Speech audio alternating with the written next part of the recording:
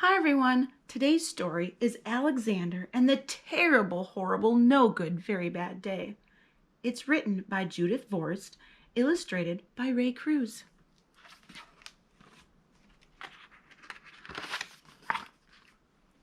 I went to sleep with gum in my mouth, and now there's gum in my hair. And when I got out of bed this morning, I tripped on the skateboard, and by mistake, I dropped my sweater in the sink while the water was running. And I could tell it was going to be a terrible, horrible, no good, very bad day.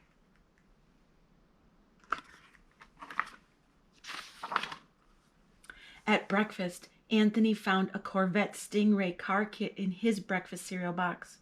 And Nick found a junior undercover code ring in his breakfast cereal box.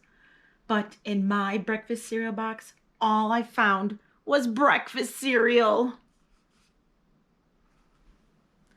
I think I'll move to Australia.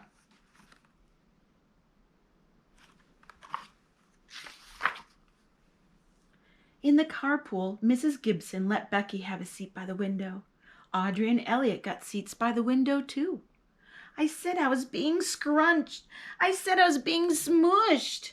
I said, if I don't get a seat by the window, I'm going to be car sick. No one even answered. I could tell it was going to be a terrible, horrible, no good, very bad day.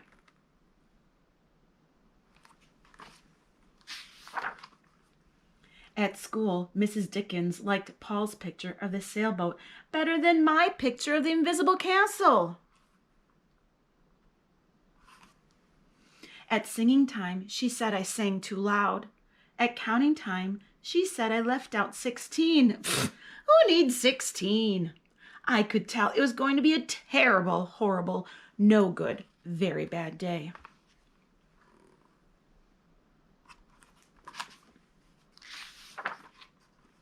I could tell because Paul said I wasn't his best friend anymore. He said that Philip Parker was his best friend, and that Albert Mayo was his next best friend, and that I was only his third best friend. I hope you sit and attack, I said to Paul. I hope the next time you get a double-decker strawberry ice cream cone, the ice cream part falls off of the cone part and lands in Australia.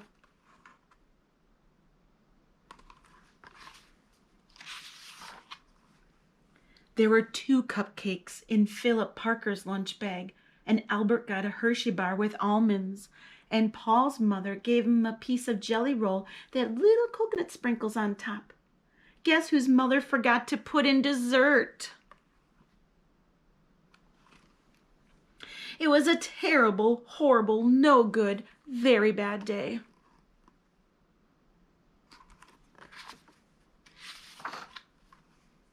That's what it was, because after school, my mom took us all to the dentist, and Dr. Fields found a cavity just in me. Come back next week and I'll fix it, said Dr. Fields. Next week, I said. I'm going to Australia.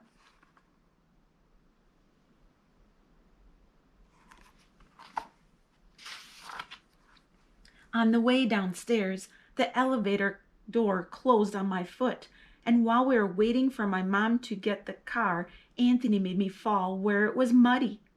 And then when I started crying because of the mud, Nick said I was a crybaby.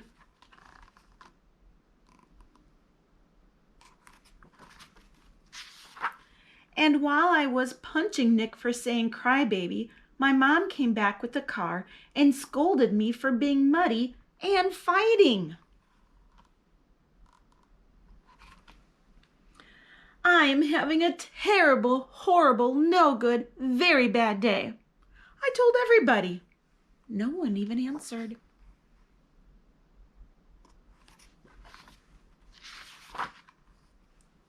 So then we went to the shoe store to buy some sneakers. Anthony chose white ones with blue stripes. Nick chose red ones with white stripes. I chose blue ones with red stripes. But then the shoe man said, "We're all sold out." They made me buy plain old white ones. but they can't make me wear them.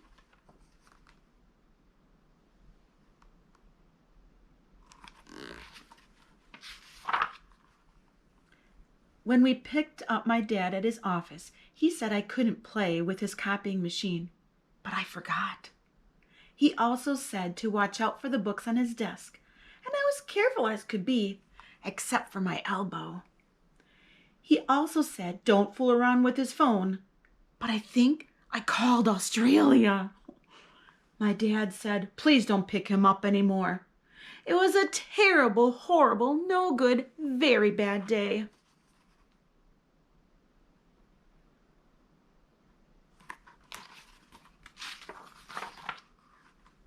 There were lima beans for dinner, and I hate lima beans.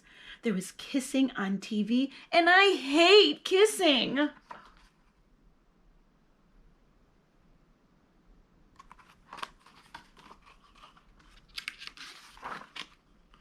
My bath was too hot. I got soap in my eyes. My marble went down the drain, and I had to wear my railroad train pajamas. I hate my railroad train pajamas.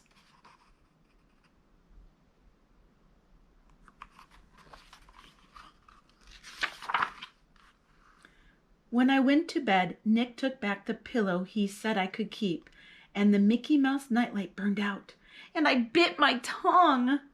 The cat wants to sleep with Anthony, not me. It had been a terrible, horrible, no good, very bad day. My mom says some days are like that.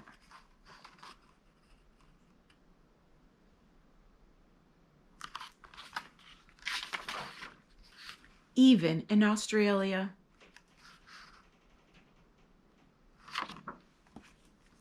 Well, I hope you liked the story today. If you did, please give it a thumbs up. Remember to hit the subscribe button and come back often so you can hear the new story. Thank you guys. Bye.